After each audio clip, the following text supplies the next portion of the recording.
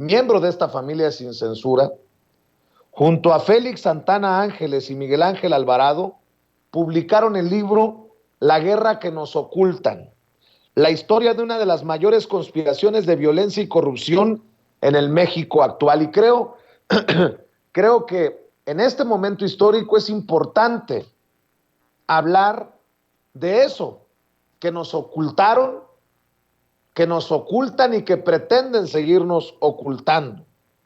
Me voy a permitir no le pedí permiso, debo de decir, pero con la generosidad de Paco Cruz, leerle un poco de lo que a mí me llama la atención en estas primeras páginas, porque se enfocan, por ejemplo, en el caso de Julio César Mondragón y la crónica de un suplicio, el caso del muchacho que fue encontrado desollado, al que le arrancaron el rostro y todo parece indicar que cuando estaba vivo. Y leo, por ejemplo, algunas cosas en estas primeras páginas. En la página 36. En el Normalista hubo resistencia y honorabilidad. Lo atraparon porque tuvo la osadía de regresar para apoyar o intentar rescatar a sus compañeros que estaban siendo atacados. En sus verdugos hubo maldad extrema.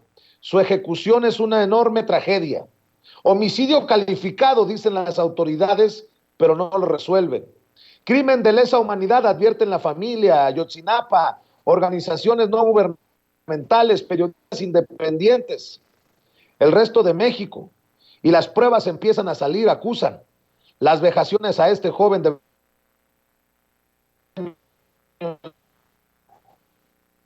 y medía 1,76 metros. Resumen el nivel de barbarie que vive el país. Luego leo en la página 39. Y en este punto cabe una aclaración que sale del informe del prestigioso equipo argentino de antropólogos forenses, que tampoco validó la verdad de la Procuraduría General de la República sobre el fuego en el basurero de Cocula que habría consumido a los 43 normalistas. Cito, el cráneo de Julio César presentó múltiples fracturas realizadas con un instrumento rombo en la parte derecha, occipital y maxilar, destrozándole prácticamente todos los huesos de la cabeza.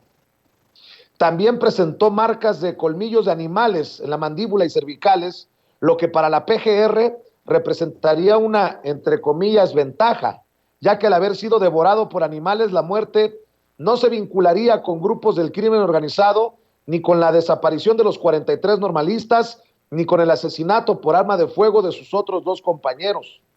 El grupo interdisciplinario de expertos independientes, en el centro de una campaña de persecución, amenazas y hasta de linchamiento en las páginas de algunos periódicos de la Ciudad de México, se iría del país advirtiendo que el gobierno federal carecía de interés para resolver la desaparición de los 43 estudiantes de Ayotzinapa.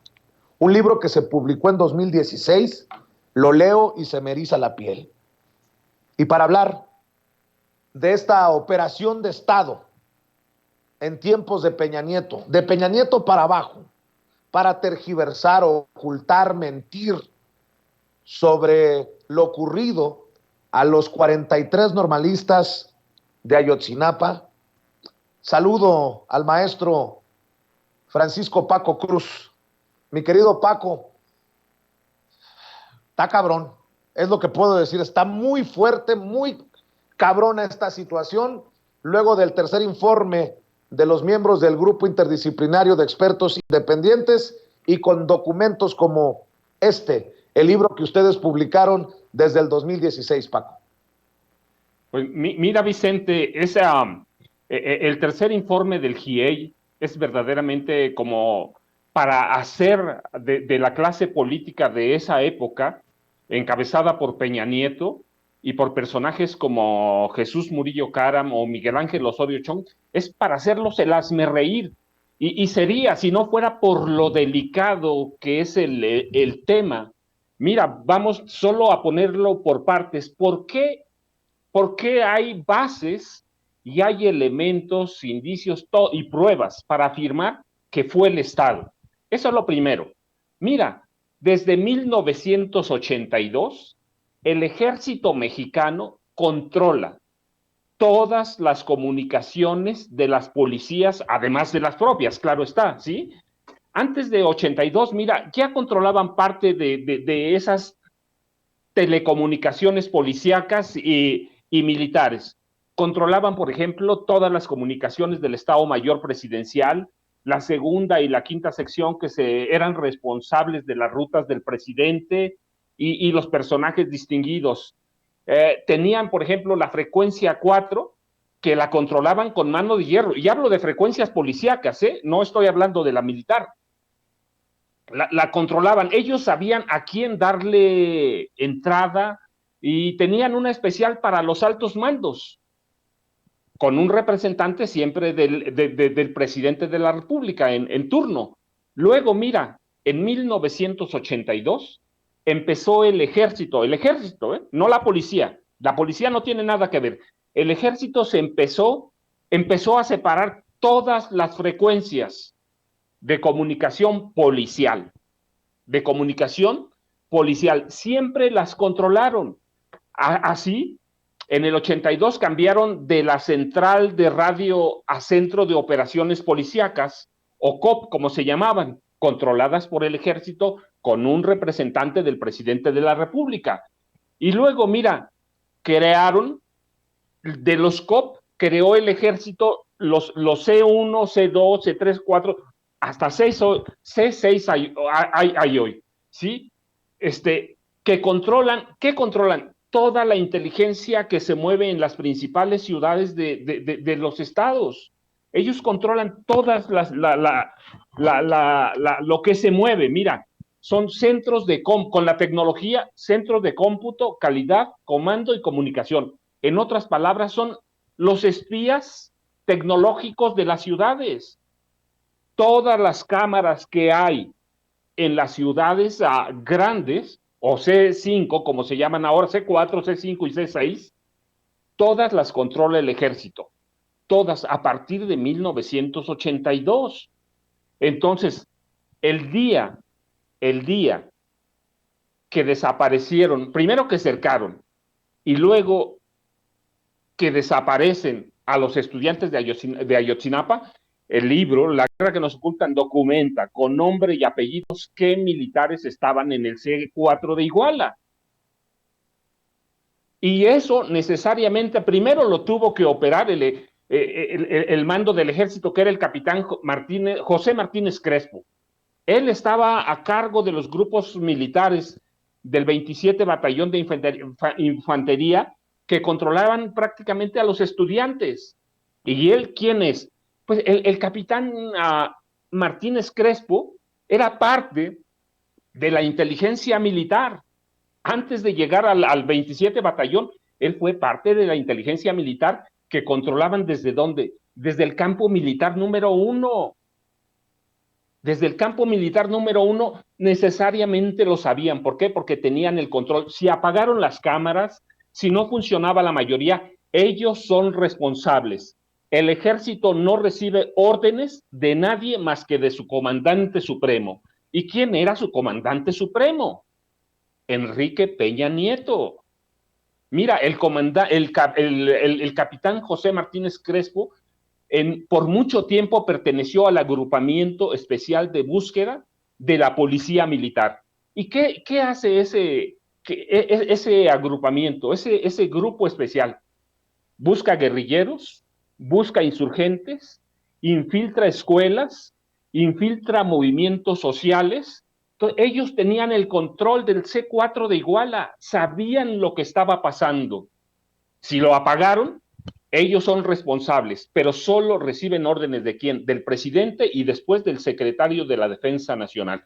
Cuando es un elemento o cuando es un tema tan grave como el de Ayotzinapa, inmediato lo sabe el presidente de la República. El capitán José Martínez Crespo era el responsable de entregar todos los partes militares a su superioridad. ¿Quién era? El responsable de la zona militar en el Chilpancingo, de ahí al secretario de la Defensa Nacional y al presidente de la República inmediato, porque tienen toda la tecnología para hacerlo, tienen todo. Pero ¿qué pasó? Armaron una verdad histórica, armaron un caso, se lo vendieron, que no, bueno, es decir, se lo vendieron, es un decir, se lo entregaron a reporteros que son a modo, como Ciro Gómez Leiva, como Carlos Marín, Jorge Fernández, tú los conoces, y algunos analistas, y mira, todos, sin investigar nadie, todos compraron la versión del gobierno de Enrique Peña Nieto, y a estas alturas, negar quién es Enrique Peña Nieto, un tipo corrupto, ignorante, incapaz, pero represor, sería pues como tratar de vernos toda la ingenuidad. Después de eso, ellos compraron la participación del GIEI a través de la OEA, de la Organización de Estados Unidos. Lo que no le dijeron ni a la Organización de Estados Unidos ni a los investigadores del GIEI es que ese contrato llevaba letras chiquitas y esas letras chiquitas representaban que las investigaciones del GIEI iban a estar dirigidas siempre, ¿por quién? Por el Procurador General de la República y sus representantes, y este caso era Tomás Herón de Lucio, y que ellos los iban a llevar por donde quisieran. Es decir, la Procuraduría montó un teatro, un show, para que el GIEI, para que los 5 expertos del GIEI validaran la verdad histórica. Armaron el caso y luego llamaron a un equipo o aceptaron la participación y lo iban guiando, iban sembrando pruebas.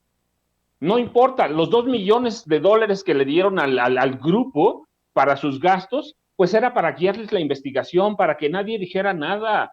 Ya después saldría poco a poco con cuestiones que nunca investigaron aquellos periodistas, que hubo siembra de pruebas, tortura, secuestro, y luego empezaron a desaparecer los testigos, por muertes muy extrañas, pero empezaron a aparecer. Y luego aparecieron las hojas de las llamadas telefónicas de algunos estudiantes desaparecidos, como o asesinados, como el de Julio César Mondragón Fontes, en el campo militar número 1. Un campo militar que desde el gobierno de Adolfo López Mateos, cuando se crea como una cárcel clandestina para presos políticos, y ahí aparecen las hojas de las llamadas. Y el otro organismo en el que aparecen hojas de llamadas, ¿cuál es? El CISEN de Peña, el CISEN que controló por años Genaro García Luna, y que en ese momento controlaba el secretario de Gobernación, Miguel Ángel Osorio Chong. Entonces montaron un teatro, montaron un show, ¿para qué? Para que las investigaciones independientes hicieran coincidir con la verdad histórica, o coincidieran con la verdad histórica. Fue un teatro, Paco, que debía ser el hazme reír, Vicente, pero es un tema delicado. Paco,